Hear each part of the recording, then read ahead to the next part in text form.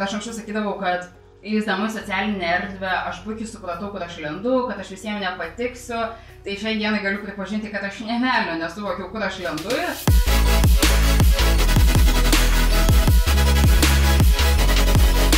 Sveiki, antrasis mūsų New Crush podcastas ir aš labai džiaugiuosi, nes turime svečiuose Ingą Žolytę. Ir ji iš tiesų buvo mūsų viena pirmųjų influencerių, tikrai taip galima pavadinti, prieš keletą metų. Ir manau tikrai teisinga būtų sakyti, kad mes kartu kaip ir užaugome per tos 2 metus, net tiek pas tave, tiek pas mus įvyko labai daug pokyčių gyvenime. Bet vis dėlto aš norėčiau sugrįžti į tą pradžią. Kai tik pradėjome su tavimi dirbti, atsimenu, tave vadindavome fitneso trenerę, taip? Prieš keletą metų. Iš tiesų, dabar, žiūrint į tave, tu tiek daug turi, galėtumėm te vadinti labai daug epitetų, ar ne? Ir influencerį, ir socialinių tinklų, dabar turi naują projektą daugiau nei mama, iš tiesų labai atsiveikli moteris. Tai kaip pati save pristatyti? Tai labas Karolina, dar kartą visų pirma, man yra malonu girdėti tai, kad aš buvau viena pirmųjų jūsų influencerių, nes aš tikrai to nežinojau. O dabar grįžtant prie to klausimo, klausti, kaip aš save galėčiau vadinti, ar ne? Kaip dabar prisistatai? Tai iš tikrųjų labai nemėgstu šito klausimo paskutiniu metu, nes kai manęs tai klausia, aš tarsi jaučiu kažkokį visuomenės aplinkos spaudimą, kad turėčiau save įsprausti kažkokius rėmus, vien tam, kad galėčiau save konkrečiai kažkaip įvardinti. Nes aš tikrai neturiu to tokio vieno apibrėžimo, nes nei trenerė, nei influencerė, nei blogerė, kažkaip trenerė nebedirbu, tie visi terminai blogerė, influencerė, būkim biedni, bet teisingi tikrai skamba labai nerimtai. Aš neieškau savo to vieno apibūdinimo, o visai tai, kaip tu mane išvardinai, gerai, man tinka. Tinka daug. Nes man atrodo, gal yra toks susidarimas, kad tu turi turėti vieną profesiją ir tu turi jau pasirinkti teisingai ir toks spaudimas, kaip tu sakai, iš tiesų yra žmonėm. Ir manau, daug kas tave seka, lygiai taip pat, toks pasaulis pasikeitė ir mes nebūtinai turim turėti vieną kažkokį ten būti arba gydytojas, arba teisininkas ir panašiai. Tai va būtent, iš tikrųjų man yra labai gerai taip, kaip dabar yra, man taip, tos visos mano veiklos man yra patogios dabartiniam mano gyvenimo ritmui, dabartiniam režimui ir jos yra įdomios ir tikrai tų sferų sričių yra daug ir tai tiesiog ta kiekviena diena tuo ir yra įdomi, nes tikrai tų veiklų yra daug. Ir realiai aš tikrai nenoriu būti įsprausta į kažkokius, kas aš tokia esu, kokia yra mano profesija ar kažkas tokio, bet būtent tas nuolatinis klausimas, kaip tu save įvardintum, mane tarsi tokia jaučiuosi tikrai, nu tai kas aš esu pati, taip pasimetu, nors iš tikrųjų man viskas kaip ir yra gerai, bet tas nuolatinis klausimas, kaip save įvardintum. Nes žmonės atrodo nori to konkretumo, pasakyk tą vieną, iš tikrųjų mes galim būti labai tokie įdomus ir su daugeliu veiklų. Dabar, aišku, tapus tavo mama, tikriausiai, gyvenimas pasikeitė ir klausimas, ar padaugėjo veiklų daugiau, projektų kitokių, ar tas pobūdis veiklos pasikeitė? Iš tikrųjų labai teisingai pasakė, kad galbūt pasikeitė veiklos pobūdis ir man labai patiko, kai viena mano gera pažįstama pasakė, sako, nu tu man anksčiau atrodydavai veikli, bet atrodo, kad tapus mama tau įsijungia kažkokia 10 pavara. Iš tikrųjų, aš pati nesuprantu, kas su manimi vyko, bet pas mane galvoj labai daug naujų idėjų pradėjo generuotis įvairiem projektam, būtent iš to gimė tas daugiau nei mama projektas. Ir aš pati stebiuosi tuo, kas su manim įvyko. Aš nežinau, kiek ilgai tęsis, nes yra faktas, kad mano gyvenimo ritmą vis tiek dabar vienareikšmiškai reguliuoja mano vaikas. Ir kol jis galbūt yra toksai ramesnis, kol jis, kaip mama sako, nešliaužia, neropoja, kur padėjai ten randi, galbūt man yra lengviau tai viską planuotis. Aš tikrai neatmetu galimybės, kad pasikeis ir mano vaiko režimas, ten įvyksta visokie miego regresai ir visa kita, ir galbūt aš pati jausiuos kur kas labiau pavargus ir man nebus tos tokios motyvacijos įvairiausiam veiklom, bet kol jos yra, aš tol savęs neapkraunu tuo, kas bus toliau ir tiesiog stengiuosi išnaudoti savo dabartinę energiją įvairiems projektams ir tikslams, o kaip bus vėliau, taip jau bus. O tavo, pavyzdžiui, sekėjų ratas pasikeitė, tau tapus mama ir pastebėjai tokią dalyką? Vienareikšmiškai auditorija pasidarė vyresnė ir tikrai atsirado kur kas daugiau mamų. Faktas. Ir aš pati netgi tie žmonės, kuriuos sekiau Instagrame, jeigu tu būtum pažiūrėjusi mano sekamų žmonių sąrašą prieš 3 metus, kad ir 2 metus, būtų buvę turbūt daugiausia visokie sporto entuziastai ir sportininkai. Dabar man niekada nebuvo įdomu sekti mamas, o dabar man taip įdomu, aš atrandu tiek ir nebūtinai galiu sakyti mamų, aš atrandu tiesiog labai veiklių įvairių moterų, kurios turi vaikus. Ir man yra tokie įdomus jų tie profiliai ir man tai yra patys įdomiausi profiliai šiai dienai. Ir anksčiau pati labai skeptiškai žiūrėdavau tokius dalykus, nu kaip skeptiškai, tiesiog man nebuvo įdomus mamų visokiausi profiliai, o dabar man nuoširdžiai, man yra žiauriai įdomu. Ir man dabar jau nedaug galvoju, kaip gali taip pasikeisti iš visų, net ir ką tu seki ir kas tave seka. Ir aš galvoju pasakyti šiek tiek ir tavo, nu ne šiek tiek, turinys kokį tu keli, ką tu anksčiau keldavai ir ką tu dabar keli, kokiam temam diskutuoji. Esu mačius ir interviu, kad tu sakai, jog stengiasi neklausyti tų labai tokių patarimų, ypač gal prieš nėštumo metu, prieš gimdymą, tų tokių bobučių pasakų. Iš tikrųjų, kaip jo, turinys mano vienareikšmiškai pasikeitė, tai vyko labai natūraliai, nes bet kuriuo atveju Instagramas, bent jau mano atveju, yra mano daugiau mažiau kasdienybės rodymas. Aš tos kasdienybės, aišku, parodau tik tai gražią pusę, ten 30% yra žmonių tikrai nekraunu savo problemomis, bet aš jų tikrai turiu nebejotinai. Bet tai bet kuriuo atveju yra ta gražioji pusė parodymas ir tam tikra dalis tavo gyvenimo. Tai kai didžioji dalis mano gyvenimo buvo sportas, žmonės matė sportą. Dabar, kai ta mano didžioji dalis yra vaikas ar visai kiti dalykai, kad ir tie patys renginiai, jie mato juos. Patarimo aš galbūt sulaukiau nėštumo, kai susilaukiau vaiko. tą pirmąjį mėnesį turbūt man labai jos viską patarinėjo, labai daug rašė ir tikrai patarimai nėra blogai, bet tie patarimai kažkaip, man atrodo, yra labai nesąžininga žmogui patarinėti, kai jisai tavęs neklausia. Nes man yra toks įspūdis, kad tarsi tai yra savęs išaukštinimas, o tavęs sumenkinimas, kad tu tarsi nieko nežinai. Aš bent jau niekada nepatariu žmogui, kol manęs neklausia. Ir man labai aktyviai patarinėjo pirmą mėnesį, bet pradžioje man iš tikrųjų turiu pripažinti ir hormonai žaidė ir aš labai taip grubiai atsakinėdavau tuos komentarus, paskui nurimo viskas. Ir aš dažniausiai tiesiog arba praignoruoju, nes atsiranda kitos sekėjos, kurios už mane atsako ir mane užstoja, aš jau tiesiog nebesivėliu, kad tiesiog pati išlieku tokia švari, kaip ir nei vieną pusę palaikau, nei kitą pusę, man atrodo, tai yra logiškiausias sprendimas. Ir iš tikrųjų, kai jos turbūt akivaizdžiai pamatė, kad aš vis tiek tą nuomonę ignoruoju arba aš jos neklausau ir yra iš tikrųjų netgi labai daug temų, kuriomis aš tiesiog Instagram'e vaikų temai ir nekalbu. Realiai viskas, ką aš rodau, tai savo ten vaiko linksmas ar kokios nors juokingas veido mimikas, kokios jo aprangas, bet tai yra tokie dalykai, kur tu nelabai gali kabinėtis. Aš kažkokių patarimų mamiškais klausimais kaip ir nedalinu, tai nėra mano tema. Ir jos turbūt galbūt pamatė, kad aš šitas kalbas nelabai vėliuosi ir jos nustojo patarinėti. Aš tikrai žinau, kad yra tam tikri forumai, kur mes ten visos esame apkalbinėjamas. Aš tikrai esu girdėjusi, kad ten apie mane irgi kalba, tai net dar juokiausi su draugė, kuri irgi skaitė tuos komentarus, nes aš pati neinu neskaitau, tai sakau, jaučiu atrodo, kad aš ten kokia, aš ir mano šeima teroristai, sako, jo, sako, taip ir atrodo. Tai aš žinau, kad ten turbūt yra gal kritikuojamas mano gal požiūris į motinystę, nes aš manau, kad aš daugeliu atrodo gal net per daug kartais atsipalaidavusi iš šitų klausimų. Tai aš tikiu, kad jis galbūt ten yra aptarinėjamas ir kritikuojamas, bet man asmeniškai pas mane jos tikrai mažai reiškiasi, arba aš gal ant tiek jau kažkaip net nebekreipiu tai dėmesio, kad dažnai ir nepastebiu. Negaliu sakyti, kad aš visai nematau jokio negatyvo, nieko nematau, tikrai meluočiau, jo yra, bet tikrai, nepalyginamai mažiau, kiek galbūt buvo pirmąjį tą mėnesį, kai gimė vaikas. Bet tai tu sąmoningai tiesiog stengiasi neskaityti, nerašyti, ypač forumuose, nelandžioti pas save.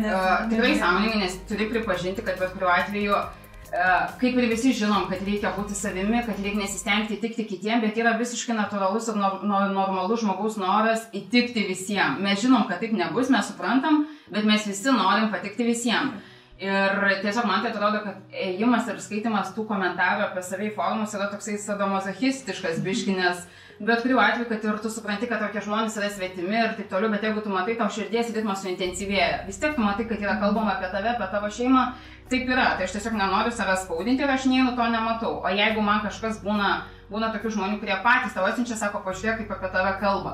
Tai jie turbūt gal jie tikis, kad jie gerą daro, bet aš tikrai nenoriu to matyti, tai aš tiesiog kai pamatau tokią žinutę arba apskritai kažkokią nuotrauką iš formų, dar per blurą, aš iškart trinu visą tą žinutę, kad aš net nematyčiau nieko. Ir dar parašau žmogui, kad nesiųsk arba tiesiog ir tave tokiu atveju užblokuosiu, nes aš nenoriu visą to matyti, aš stengiuosi nuo to atsiriboti. Aš manau, tie žmonės turbūt nori pamatyti tavo reakciją, kai tu paskaitysi tą screenshotą, kaip tu reaguosi, man atrodo, gal tas... Aš nežinau, iš tikrųjų, nes realiai turbūt greičiausiai vis tiek kaip ir nori gero, jie galvoja, kad kažkokiu būdu man jie padės parodydami, ką apie mane šneka. Aš taip įsivaizduoju, nežinau. Bet skaudina komentarai, yra buvę, kad esi paskaičius apie save ir galvoju. Tikrai yra ir tikrai yra, galiu pripažinti, ir daug ašarų dėl to išlieta. Ir tai yra ta visiškai tamsi socialinio gyvenimo pusė. Tai jo, socialiniai tinklai suteikia ir labai daug gero, ir tuo pačiu labai daug blogo. Iš tikrųjų, aš turiu pripažinti, kad socialiniai tinklai man pastatė tą tokį gyvenimą, apie kokį aš svajojau nuo paauglystės. Aš labai sau daug ką galiu leisti šiai dienai. Ir galbūt aš netgi savo tiek daug neleidžiu, aš neleidžiu savo ten viešbučiuose gyventi ir šiaip savo tiesiog be progos kažkokios.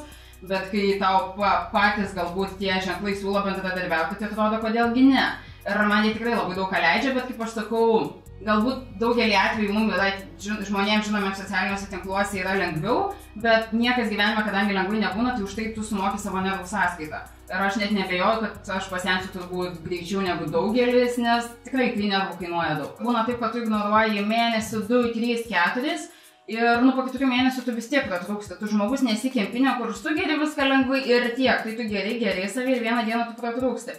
Ir yra buvę tokių atvejų, kai aš ten sužinau, kad net kai kurie dalykai į realybę, ten tas manęs siekimas persikėlė. Aš jau tai nesivelsiu, bet yra tokių kritinių atvejų, kai tu net nesupranti, kodėl tai yra. Ir aš anksčiau sakydavau, kad įsdama socialinę erdvę, aš puikiai supratau, kur aš lendu, kad aš visiems nepatiksiu.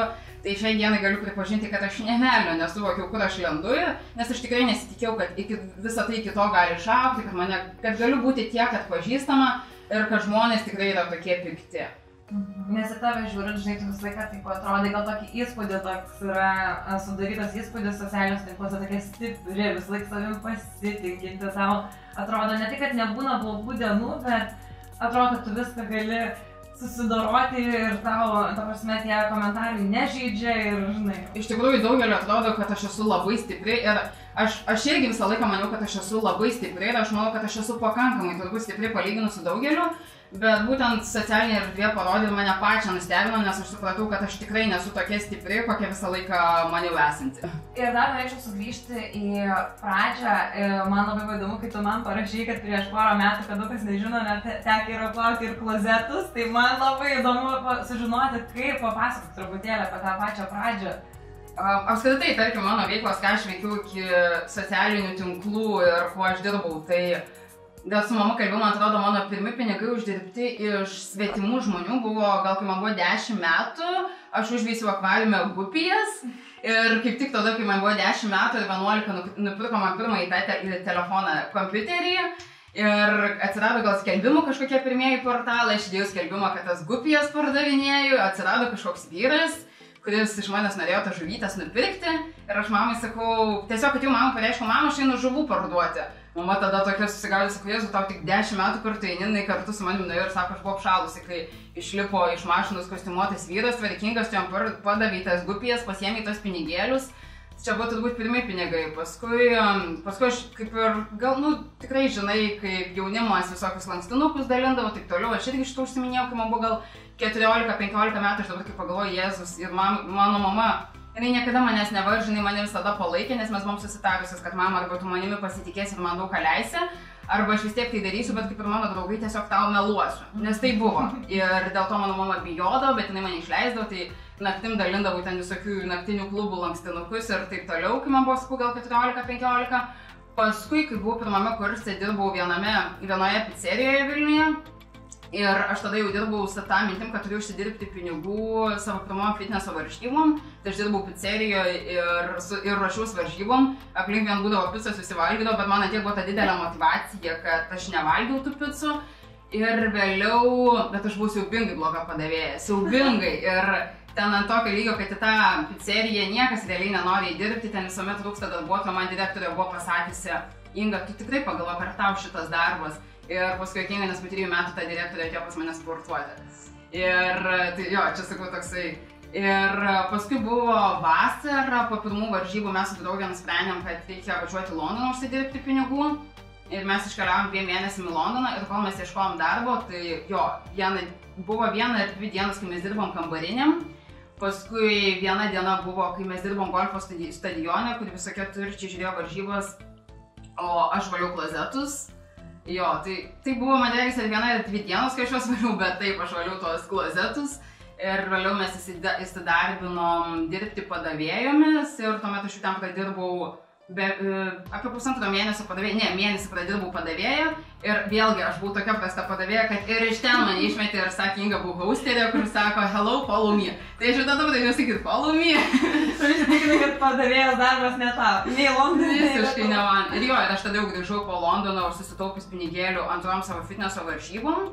Nes jau tada aš buvau išsirinkus trenerį, pas kurį noriu dirbti, žinau, kad tam reikia pinigų, man tėvai tiek pinigų skirti negalėjo.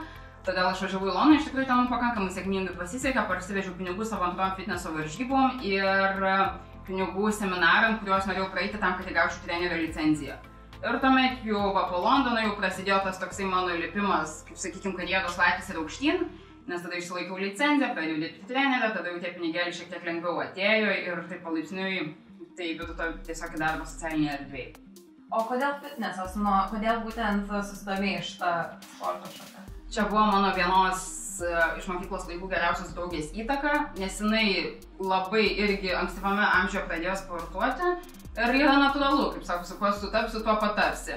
Ir jinai mane pati labai įtraukė į tuos sportus ir aš keliavau palaikyti jos pirmose varžybose fitneso, ten pamačiau iš vis išsigrydžiau, kokia jinai graži ir visa kita. Ir jinai iš tikrųjų buvo mano motivacija, nes tiesiog taip sutapo, kad atsidūriau reikiamų metų reikiamai vietoj, jos treneriai ir man pasiūlė ruoštis, aš ten užsimotyvavau ją matydama. Ir va tai va viskas. O vis dar užsiemi fitnesu? Fitnesu ne, ir sporto apskritai labai mažai užsiemu. Jau kai gimė vaikas nustojau treneriauti, net ne kai gimė vaikas, jau keli mėnesiai iki to.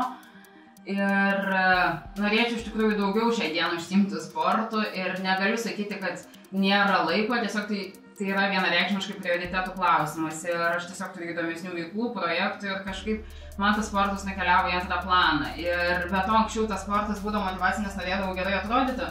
Ir dažniausiai būdavo dėl to, kad visą laiką norėjau tą svorį mesti. O man po gimdymo tas svoris labai greit nukrito ir realiai aš jau pati net nebenoriu, kad jisai man kristų, nes mano didžioji dalis rūbų spintų yra dideli ir aš tikrai visos rūbų spintus nenoriu keisti.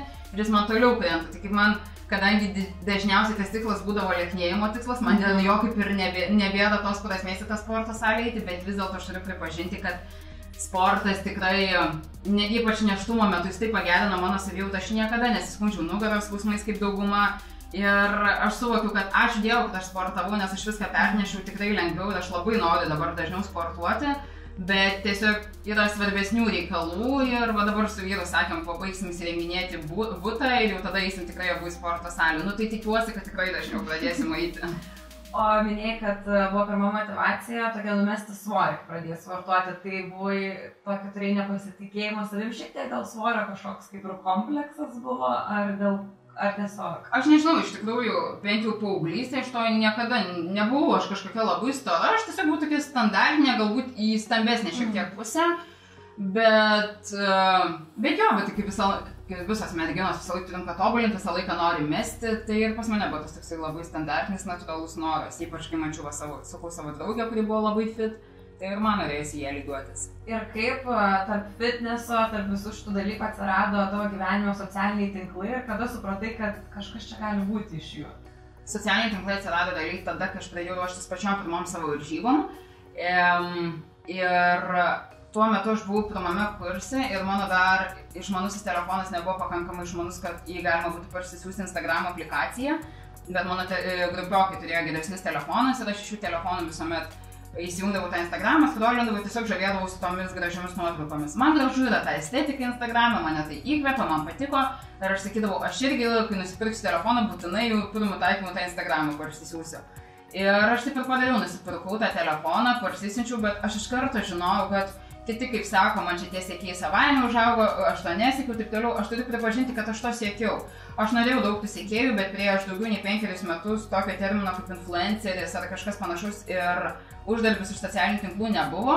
Tai aš tiesiog norėjau turėti daug siekėjų, nes manau, galbūt tiesiog norėjau būti pripažinta, tas toksai kaip ir paaugliškas noras, man tuomet buvo 18-19 metų būti pripažintai kažkokiai. Ir aš jau tuo metu tikslingai žinojau, kad turiu turėti kažkokią temą, apie ką kursiu. Tai natūraliai gausi sportas, nes ruošiausi varžybom. Ir tiesiog visas mano turinys sukosi apie sportą, mitybą, motivaciją. Tuo metu Lietuvoje tikrai buvau viena pirmoji apskritai, nes užsienyje buvo panašių profilių, Lietuvoje nebuvo. Ir kadangi tikrai tokios informacijos trūko, man labai tikslingai augo tie sekėjai.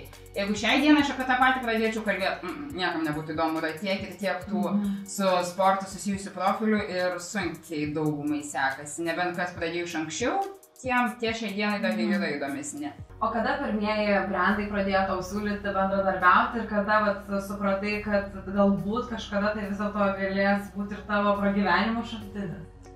Kada pradėjau siūlyti pirmi brandai, man sunku tą pasakyti, bet aš įsivaizduoju, kad galbūt apie 10 000 sekėjų turėjau. Ir tai buvo, aišku, barteriniai mainai ir aš negaliu sakyti, kad aš visą laiką reklamavau tik tai, ką aš naudojau ir kuo pasitikėjau, nes kai buvo pati pradžia, mes tikrai visi esame pridarę klaidų ir man buvo visiškas kosmosas, kai man tiesiog už nuotrauką siūlo kažką nemokamo. Ta prasme, atrodo, kaip taip? Ir aš ėmiau realiai viską, ką man siūlė, praktiškai viską, nes man tai buvo visiškai wow. Ir tiesiog atėjo viena diena, po kažkurio laiko, kai žiūriu, kad namai virsta sandėliu, nes aš turiu buteliukai, gumytės, šukytės, atrodo, kam tu tiek visko. Ir tada palaipsniui prasidėjo šiokie tokie piniginiai pasiūlymai ir užmokestis. O kada supratau, jog iš to galiu pilnai pragyventi, aš iš tikrųjų nežinau, bet tai įvyko turbūt nesenai, gal prieš 1,5 metų, prieš metus. Nes dabar jau prasidėjo ir didesni tie pinigai, ir tas sekėjų skaičius didesnis, ir jau visi daugiau mažiau įsivertiname savo kainą. Ir šiai dienai tai jau senokai, iš tikrųjų, kai įgavau tą šiokį tokį vardą ir pasitikėjimą, tada jau prasidėjo tas atsirinkinėjimas, su kuo dirbti ir...